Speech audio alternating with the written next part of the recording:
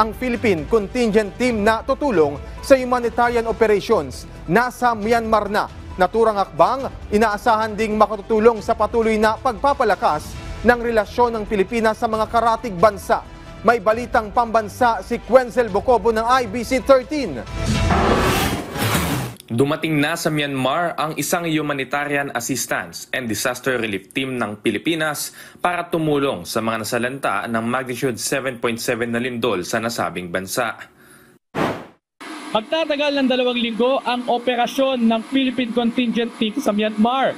Prioridad nila ang kalagayan ng ating mga kababayan at paiuwi ang ilan sa kanila sakaling sugatang aabutan doon. Buo naman ang loob ni Lieutenant Colonel Erwin Diploma na pangunahan ang rescue team ng bansa sa kabila ng peligrong daladala ng operasyon.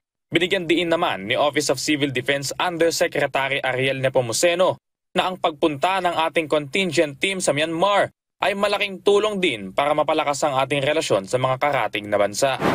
Ito yung ating paraan upang ipakita natin yung ating pakikipagtulungan sa ating kapitbahay dahil ito ay kasama ng ating sinasabing One ASEAN, One Response. Para naman kay Department of Health Secretary Ted Herbosa, ang karanasan ng mga Filipino rescuers na tutungo sa Myanmar ay makatutulong sakaling yumanig sa Metro Manila ang pinangangambahang The Big One. 71 mga bihasang individual ang bumubuo sa Philippine Contingent Team.